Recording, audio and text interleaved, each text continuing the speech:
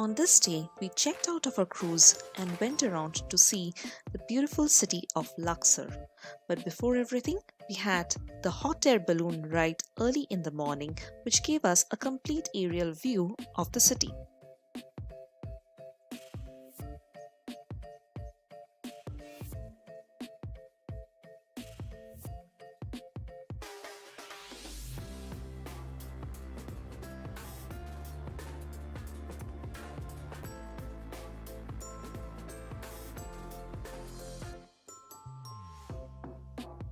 The Valley of Kings is located on the west bank of the Nile River near Luxor.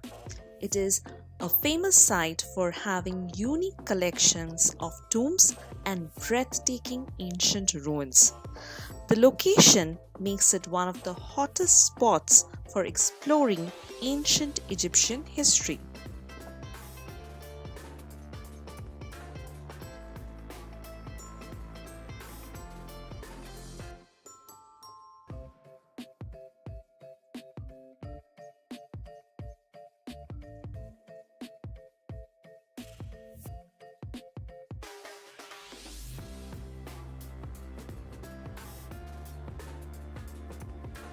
The Valley of the Kings contains the tombs or graves of dozens of royal rulers of ancient Egypt.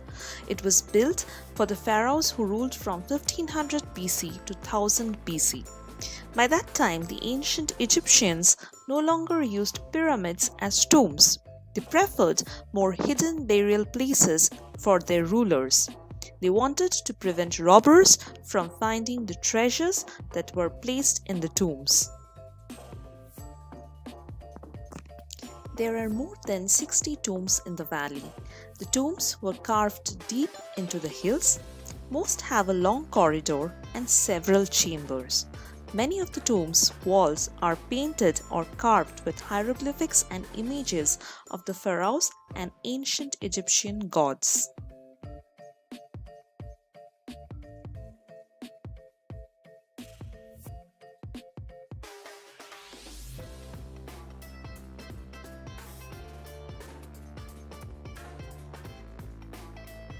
Nearly all the tombs were emptied around 1000 BC. Most of the mummies were reburied elsewhere. The treasures were reused by other kings or stolen by grave robbers. Only the tomb of King Tutankhamun remained untouched. The British archaeologist Howard Carter rediscovered it in 1922.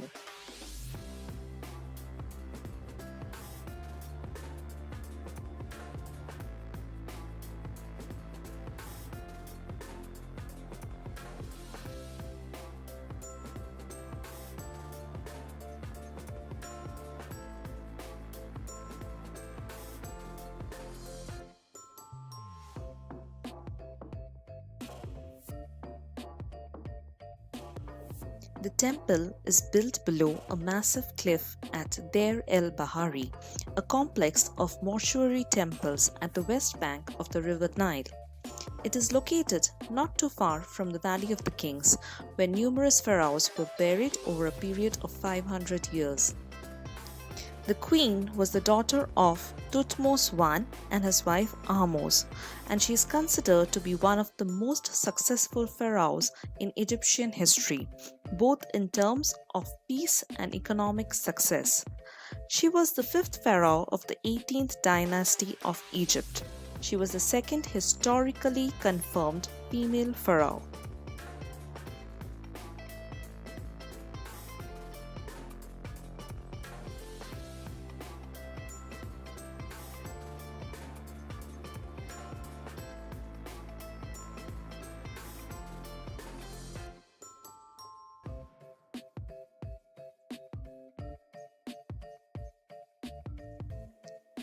The temple consists of three-layered terraces which didn't follow a centralized design.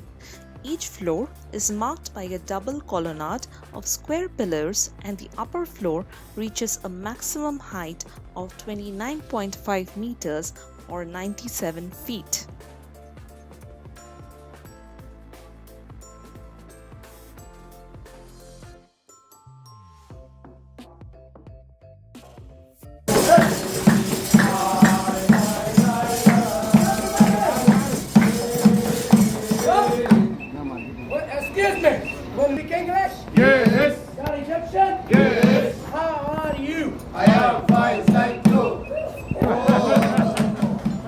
Giza come here to do 3 colors.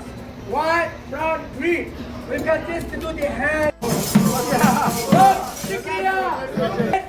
This is not handmade. This is machine made. Yes, handmade. Light. Machine made. Heavy. Machine made cheap. Handmade. Cheap. Shut up. Expensive. So we've got this what they sell in the market. This cat. Yeah. You say 100 pounds. Too much. India, 50 pounds. Too much. 20 pounds. Too much. On sei cadeau. Cadeau. Italiano, spaghetti, macarona, mafiosa, cosa costa questo regalo? Regalo. Oh. That's what they sell. No good. Rubbish. No good. In the bazaar they sell this. Alabasta. Everybody. Alabasta. Everybody. Alabasta. No. No. I told you before. Alabaster is translucent. Wow. Is this a translucent? No. This is a plastic. Yes. Salam alaikum. شرفت حبيبي. Yeah, these two you can buy for $1. Too much. Now we go upstairs. شكرا. The Temple of Luxor was built to serve the same purpose most temples built in the New Kingdom era, as a place of worship and a ceremonial site. The pharaohs built the temple specifically for the Opet festival. This is an annual celebration where the statues of gods Amun, Mut, and Khonsu were carried and followed by a large procession.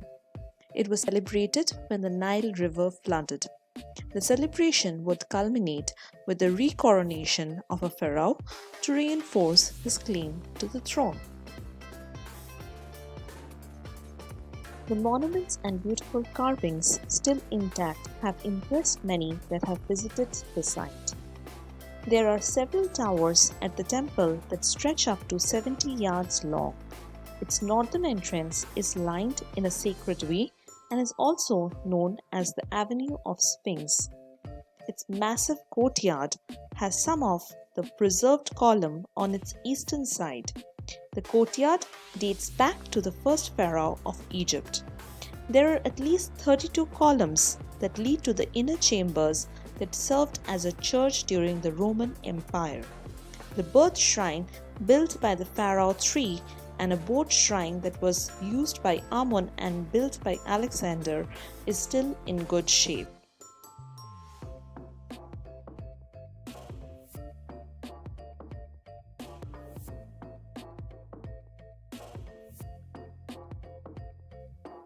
Karnak consists of huge pillars, towering columns, massive avenues of Sphinx, and an obelisk that stands 97 feet tall and weighs 323 tons.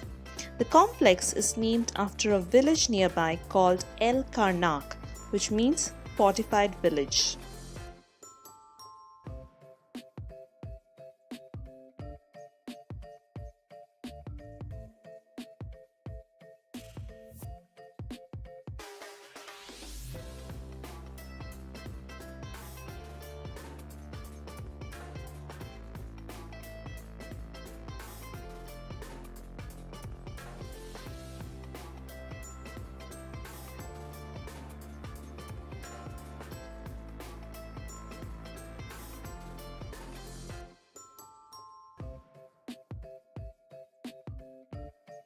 One of the most amazing monuments of ancient Egypt is located in Karnak Temple.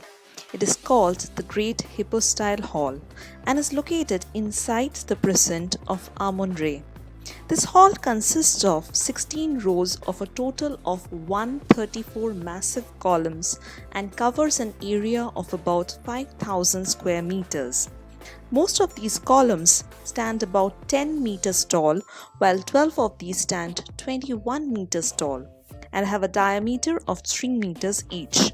These are literally enormous pillars that really make you stand in awe. During the New Kingdom, the Karnak Temple complex was the center of the ancient faith, while power was concentrated at Thebes and its significance is reflected in its enormous size. In addition to its religious significance, it also served as a treasury, administrative center, and palace for the New Kingdom pharaohs. It is to this day considered as the largest temple complex ever constructed anywhere in the world.